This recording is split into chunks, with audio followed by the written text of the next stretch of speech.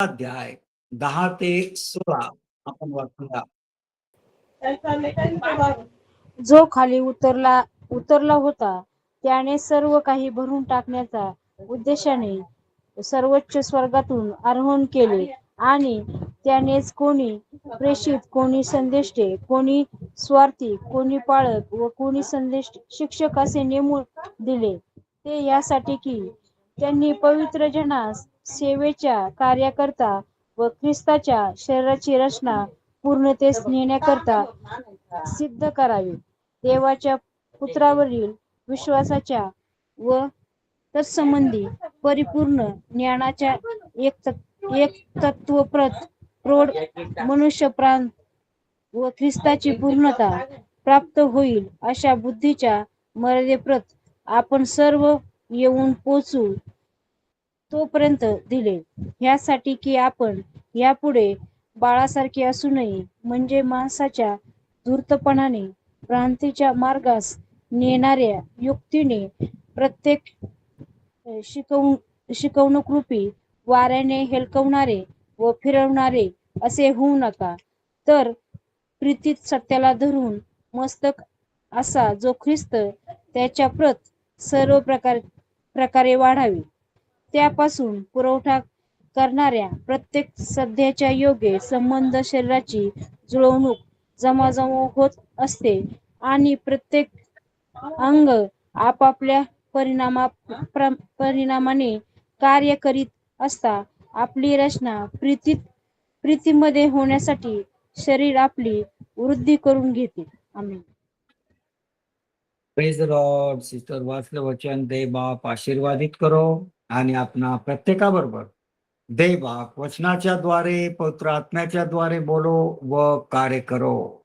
या ठिकाणी पौलाने एपिस्करास मंडळीला पत्र लिहिलेलं आहे. पौलाने हे पत्र लिहिल्यानंतर सुद्धा एपिस्करांचे डोळे उघडलेले नाही प्रियानो, आणि म्हणून येशू ख्रिस्ताच्या पुनरुत्थानानंतर 65 वर्षाने येशू ख्रिस्ताने पात्मनामाच्या बेटावर योहानाला दर्शन दिलं आणि पुन्हा इपिसच्या मंडळीला पत्र लिहिलेलं आहे आणि त्यांना कळवलं पत्र लिहून, they have lost your first love. तुम्ही पहिली प्रीती सोडली आहे. पहिली प्रीती सोडली. बायबल वाचनाची प्रीती सोडली आहे. बायबलचे गीत गाण्याची प्रीती सोडली आहे. आपला वेळ दे बापाला देण्याची प्रीती सोडली आहे. चर्चला जाण्याची प्रीती सोडली आहे. गुडघ्यावर जाण्याची प्रीती सोडलेली आहे. आराधना प्रार्थना करण्याची प्रीती सोडलेली आहे. दे बापाने आपल्याला सांगितलं की I have lost your first love. First love प्रियानो, जी पहिली प्रीती होती, जो पहिला आवेश होता, त्याच आवेशाने काम करा, कारण प्रभूचे येणं फार समीप आहे, निकट आहे.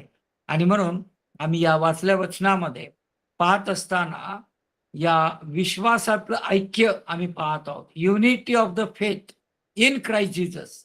Unity of the faith in Christ Jesus. आणि म्हणून 13 वचनाला ज्यावेळेस आपण पाहतो ना, तर 13 वचनामध्ये जणू काही गुरु किल्ले आपल्याला दिसत आहे. काय म्हटलं इथं? ख्रिस्ताची पूर्णता प्राप्त होईल अशा बुद्धीच्या मर्यादेप्रत आपण सर्व येऊन पोहोचू तोपर्यंत दिले. म्हणजे हे क्राइस्ट लाइकनेस, ख्रिस्ताच्या पूर्णता प्राप्त होईल. क्राइस्ट लाइकनेस, ख्रिस्तासारखे आपण झालं पाहिजे. ख्रिस्तासारखे, पावलासारखे पण नाही, पेत्रासारखं पण नाही, तिमोथेसारखं पण नाही, ख्रिस्तासारखे आपण झालं पाहिजे. Christ like minded, Christ likeness, Christ likeness. आणि मग 15 वचनामध्ये तो म्हणत आहे की जर आपण प्रीतीने सत्याला धरून मस्तक असा जो ख्रिस्त त्यांच्या प्रत सर्व प्रकारे वाढावे. Grow up in Christ. Christ likeness, 13th verse, Christ likeness, and thereafter 15th verse, grow up in Christ. मग आपण खरंच ख्रिस्तामध्ये वाढत आहोत का हो? या 2026 6व्या महिन्यामध्ये देवबापाने आपल्याला आणलं. देवबापाला धन्यवाद. आजची संध्याकाळ आयुष्याला जोडले, देवबापाच्या नावाला धन्यवाद. परंतु आजपर्यंत आपण वाढलेले आहोत प्रभूमध्ये, हे आपल्या लक्षामध्ये येतं का प्रियानो? की आपली ग्रोथ झाली पाहिजे. We must grow in Christ and also Christ likeness. हा, या सगळ्या गोष्टीमध्ये लक्षात ठेवा. कारण आपण अभ्यास करत पुढे आलो तर दुसऱ्या अध्यायाच्या 5-6 वचनामध्ये आम्हाला पाहायला मिळतं वन बॉडी, वन फेथ, है ना, एक विश्वास, एक शरीर. या सर्व गोष्टी आम्ही पाहत पाहत आलो. त्याच्यामुळं आम्हाला पाहायला मिळतं की जो पाया आहे ना, पाया, foundation. What is the foundation? Foundation of unity of Jesus Christ. Foundation of unity of Jesus Christ असं म्हटलेलं आहे. म्हणून आपण अभ्यास करत असताना लक्षामध्ये घ्या की जर देव बाप आपल्या बरोबर बोलत असेल तर 13 वचनाकडे जास्त लक्ष द्या. Christ likeness.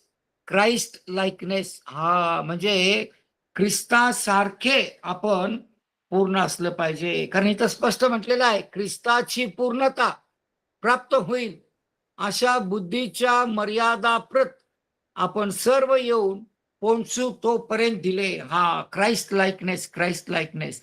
आणि मग एकदम या 13 मधून तुम्ही जर शेवटच्या वचनाकडे आला 16 कडे, तर 16 मध्ये पुन्हा आपल्याला हे एक शरीर असं दिसत आहे.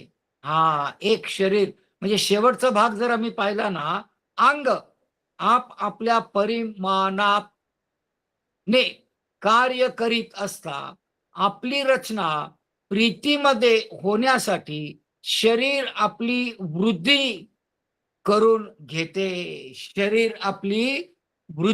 घेते. हा, so grow in Christ, be like Christ minded and be Christ likeness. बऱ्याचशा गोष्टी देव बाप तुम्हाला आणि मला शिकवत आहे. म्हणून पुन्हा जर का तुम्ही 7 कडे वळाला ना, 7वं वचन आपण अभ्यासलेलं आहे, पण 7व्या वचनाकडे जर तुम्ही वळाला तर 7व्या वचनामध्ये स्पष्ट दिसतं आपल्याला, तरी आपणापैकी प्रत्येकाला ख्रिस्ताने दिलेल्या दानाच्या परिमाणाप्रमाणे अनुग्रह रूपी देणगी प्राप्त झाली आहे. दानाच्या परिमाणाप्रमाणे, मेजर ऑफ गिफ्ट मेजर. हा, ministry is God's gift. This ministry is nothing else but it is God's gift. म्हणून लक्षामध्ये घ्या की हे देवाचं दान आहे. आपल्याला स्वतःहून काही करता येत नाही प्रियानो. हे देव बापाचं दान आहे. म्हणून आपण देव बापाला धन्यवाद देत राहतो. बरं, हे दान ज्यावेळेस देव बाप आपल्याला देतात ना, तर आपल्याला हे कळलं पाहिजे की दिस इज ग्रेस गिफ्ट. हा, कृपेने दिलेलं दान आहे. कारण दुसऱ्या अध्यायामध्ये आम्ही पाहिलं ना, 5वं वचन कृपेने आपलं तारण होतं. परत आपल्याला 2:8 मध्ये पण सांगितलं की कृपेने विश्वासाच्या द्वारे आपलं तारण होतं. Grace through faith. Grace is very important. Grace upon grace. हा, म्हणजे कृपा फार महान आहे प्रियानो. देवाची कृपा ही महान आहे. म्हणूनच आजची संध्याकाळ आपल्या जीवनामध्ये जोडली गेलेली आहे.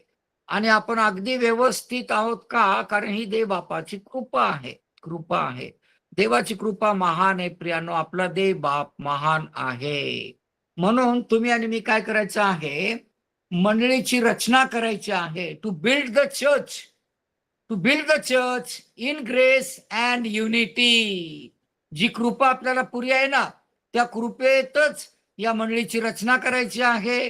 त्या ऐक्यातच मंडळीची रचना करायची आहे. हा, म्हणून इथं म्हटलेलं आहे टू बिल्ड द चर्च. आपल्याला दगडामाती चर्च बांधायचं नाही. देव बापाने आपल्याला काही सांगितलेलं नाही मंदिर बांधा म्हणून. हा, कारण मंदिर बांधण्याचं ओझं आपल्याला देव बापाने दिलेलं नाहीये. तर आपल्याला देव बापाने सांगितलं तुम्ही माझ्या सुवार्तेची घोषणा करा, माझं शुभवर्तमान सगळ्यांना सांगा, आणि 1 करीन 3:16-17 प्रमाणे प्रत्येकाचं शरीर जीवन देव बापाचं सदाजीवी पवित्र मंदिर झालं पाहिजे. मग त्या मंदिरामध्ये मी वास करीन, वस्ती करीन, त्यांच्या अंतःकरणामध्ये मी वस्ती करीन. हा आमचा जिवंत देव बाप आहे प्रियानो.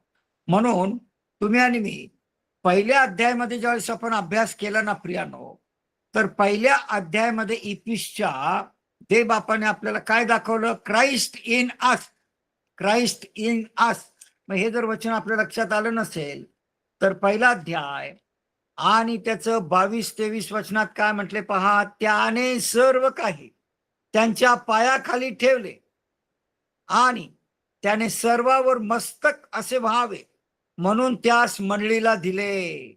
हीच त्यांची शारीरिक, जो सर्वांनी सर्व काही भरतो त्याने ती भरलेली आहे. हा म्हणजे 1:22-23 मध्ये आम्ही पाहतो की ख्रिस्त आम्हामध्ये, ख्रिस्त आम्हामध्ये, क्राइस्ट इन अस.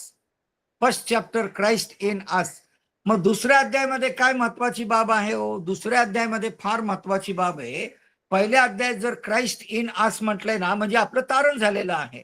आता दुसऱ्या अध्यायाच्या 21-22 वचनामध्ये काय म्हटले पहा बरं.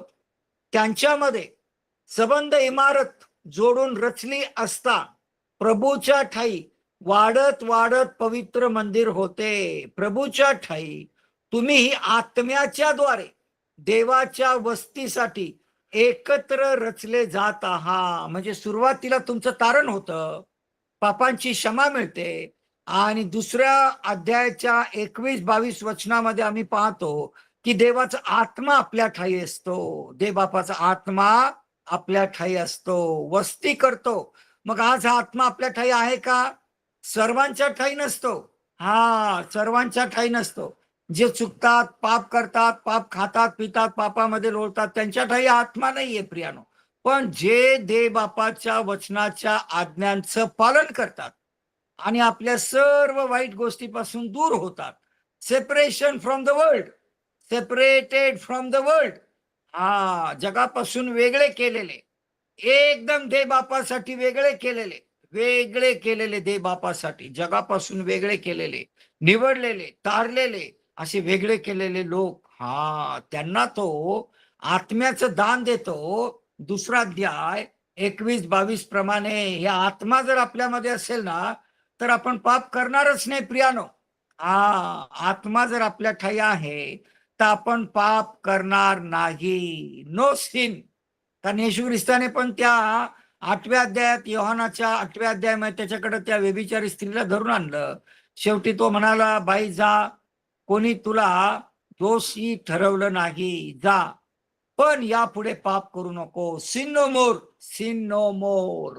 पाप करू नको, पाप करू नको. म्हणून प्रियानो, जर कारण आहे, आत्म्याचं दान आहे, आत्मा आपलं नेतृत्व करत आहे, तर पाप करायचं नाही, पाप करायचं नाही. अन्यथा स्वर्गाचं राज्य मिळणार नाही प्रियानो. हा, म्हणून तिसरी गोष्ट आम्ही पाहतो, God in us. First is Christ in us, holy spirit in us, and third we see God in us, God in us. म्हणून प्रियानो, या सगळ्या वचनाकडं व्यवस्थित लक्ष द्या, कसं देव बाप आपल्या बरोबर बोलतात. म्हणून गिफ्ट टू एव्हरी इंडिव्हिज्युअल, देव बापाने प्रत्येक व्यक्तिगत जीवनाला हे दान देऊन टाकलेलं आहे. प्रत्येक व्यक्तिगत जीवनाला देव बापाने काय केलेलं आहे? हे दान देऊन टाकलेलं आहे, देऊन टाकलेलं आहे. कसलं दान आहे हो हे? पहिले करीन 3:16-17 प्रमाणे तुमचं शरीर हे जिवंत देव बापाचं सदाजीवी पवित्र मंदिर आहे, मंदिर आहे. आणि देव बापाला त्या मंदिरामध्ये वस्ती करायची आहे. मग देव बापाच्या प्रिय पुत्राला त्या मंदिरामध्ये वस्ती करायची आहे. मग आपलं जीवन कसं असलं पाहिजे? पवित्र असलं पाहिजे, पवित्र असलं पाहिजे. आपल्याला कितीही निंदा नालस्ती झाली त्याकडे लक्ष द्यायचं नाही. कारण संदेशता आपल्या देशामध्ये, आपल्या प्रांतामध्ये सन्मान पावत नाही. हा, म्हणून आपण या सर्व गोष्टीकडे दुर्लक्ष करतो आणि वरील गोष्टींचा यत्न मिळवण्याचा प्रयत्न करतो. आणि looking unto Jesus, looking unto Jesus, येशूकडे पाहत चाला, येशूकडे पाहत चाला. जगाकडे पाहू नका, जगातल्या लोकांकडे पाहून चालू नका. हा, कारण त्यांच्याकडे पाहून चाललं म्हणजे पेत्र इकडं तिकडं पाहिलं समुद्रामध्ये आणि तो बुडू लागला आणि मग तो म्हणाला, प्रभूजी मला वाचवा. So looking unto Jesus, looking unto Jesus. जगातल्या कुठल्याही लोकांकडे पाहायचं नाही, कारण ते लोक आपल्याला तारण नाही देऊ शकत.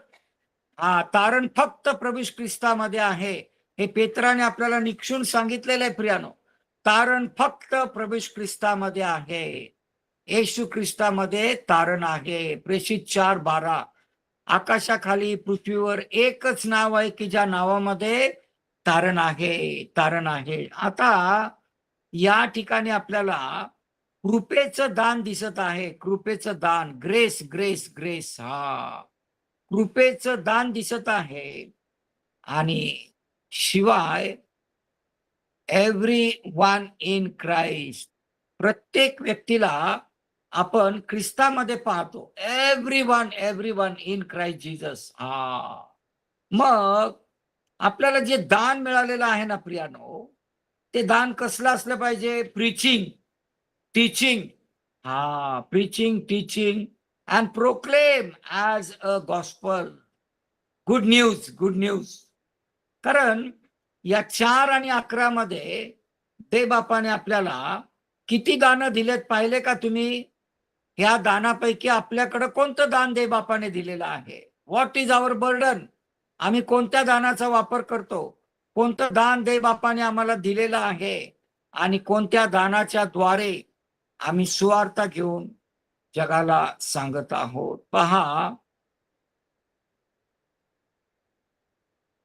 या ठिकाणी 11 वचनात काय म्हटलेलं आहे? आणि त्यानेच कोणी प्रेषित, कोणी संदेष्टे, कोणी सुवार्तिक, कोणी पाळक, शिक्षक असे नेमून दिले. मग प्रियानो, या 11 वचनाकडं आपण लक्ष देत असताना आपल्याला कोणतं दान देवबापाने दिलं, आणि दान पण कसं दिलेलं आहे? कृपेने दान दिलेलं आहे. कृपाच दान आहे. तो स्वतः दान आहे. रक्त सिंचन केलेलं आहे आणि कृपेने हे दान दिलेलं आहे. कृपेने दान दिलेलं आहे प्रियानो. म्हणून या ठिकाणी आपण गीत पण गाऊ शकतो. प्रेरित नबी सुवार्तिक और पालक शिक्षक दिया, प्रेरित नबी सुवार्तिक और पालक शिक्षक दिया, मंडली प्रभु की बनती गई जो, मंडली प्रभु की बनती गई जो, स्थिरता भी वलाया, मंडली प्रभु की बनती गई जो, स्थिरता भी वलाया। तुम याद करो सब भक्तों, प्रभु ने क्या क्या किया। तुम याद करो सब भक्तों, प्रभु ने क्या क्या किया। मांगने से बढ़कर, समझ से बढ़कर, मांगने से बढ़कर, समझ से बढ़कर, सब कुछ उत्तम है किया, सब कुछ उत्तम है किया। तुम याद करो सब भक्तों, प्रभु ने क्या क्या किया।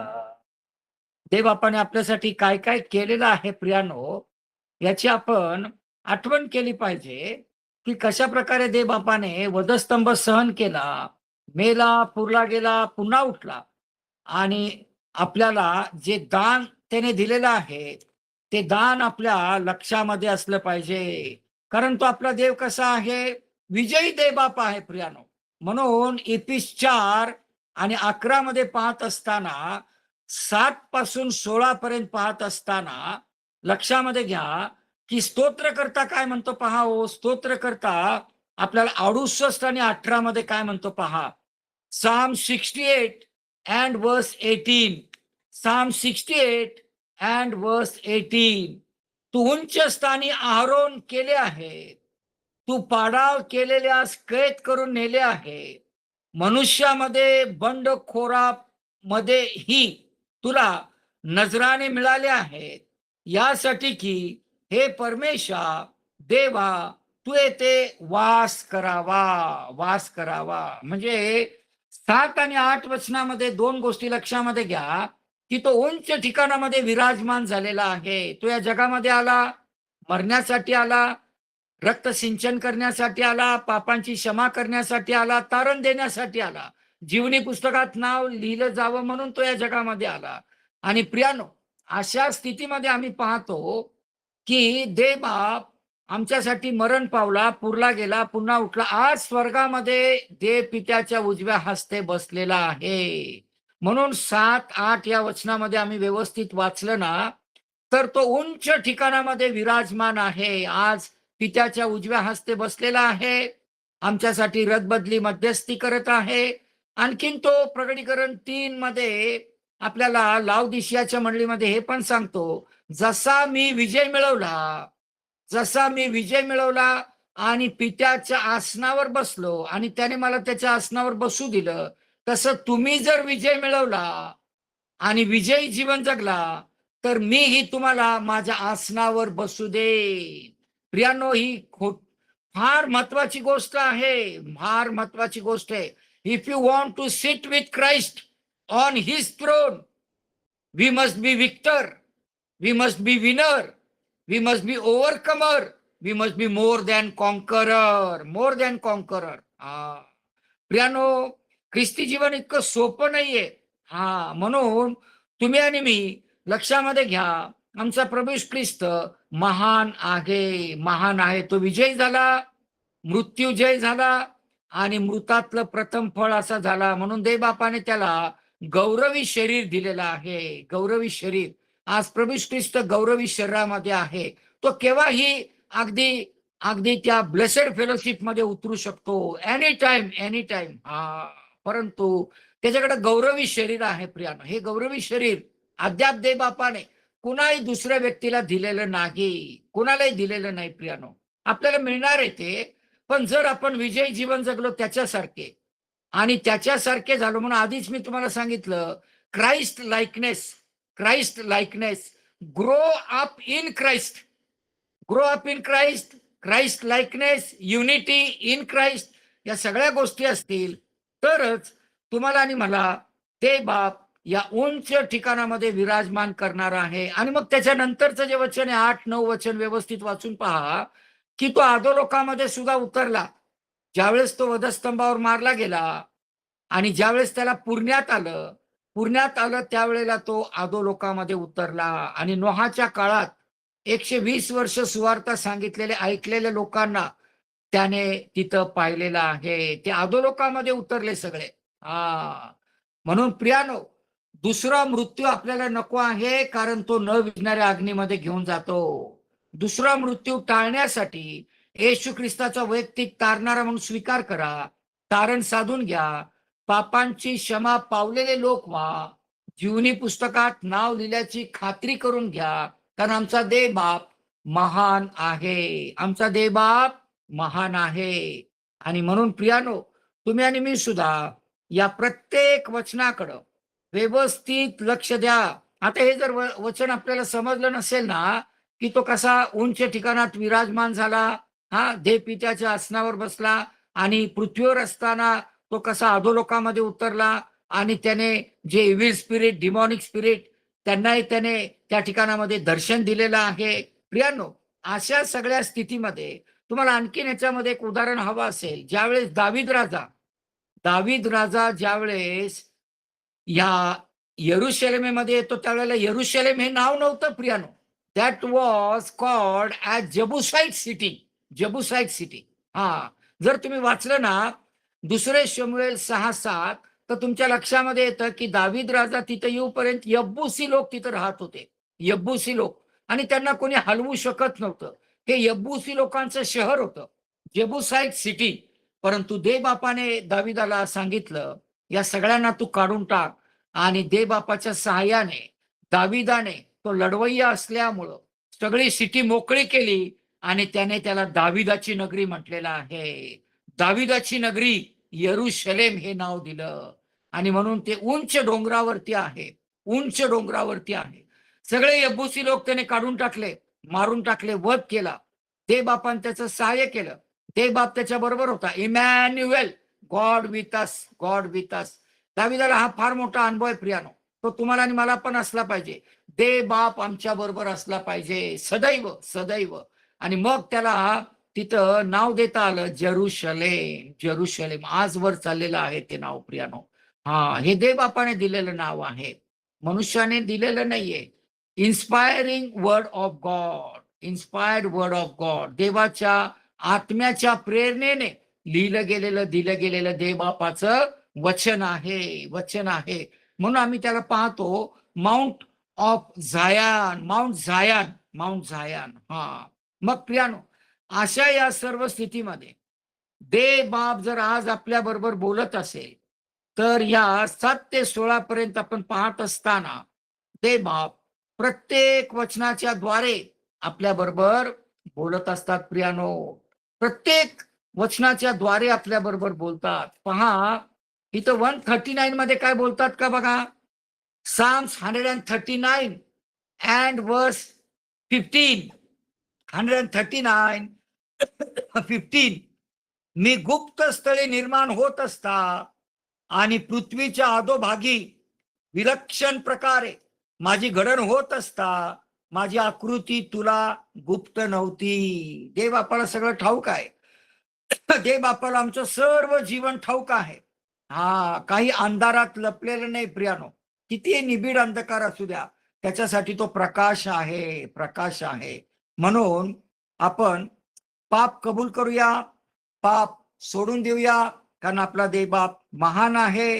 आणि जर देवबाप आज आपल्या बरोबर बोलत आहे, तर आपण या सर्व वचनांकडं व्यवस्थित लक्ष देऊया, तारण साधून घेऊया, पापांची क्षमा त्याच्या रक्तात मागून घेऊया आणि क्राइस्ट लाइकनेस म्हणजे ख्रिस्तासारखे होऊया, त्याच्यामध्ये वाढत जाऊया आणि त्याच्या शरीरामध्ये, त्याच्या शरीराच्या ऐक्यामध्ये आपण येऊया, एक असं होऊया. आणि मग आपण या मंडळीची बांधणी करूया. तरी पण आपण शेवटी पुन्हा हे पुस्तक 4था अध्याय संपल्यावर 11 वचनावर व्यवस्थित मनन करणार आहोत प्रियानो. 5ची पण जे दानं आहेत ते आपण व्यवस्थित अभ्यास करणार आहोत. दे बाप आपल्या सर्वांचं ब्लेसेड फेलोशिप मध्ये सहाय्य करो आणि प्रत्येक व्यक्तिगत जीवनाचं तारण होण्यामध्ये सहाय्य करो. Praise the Lord, praise the Lord. Thank you all sir, thank you Naidu sir.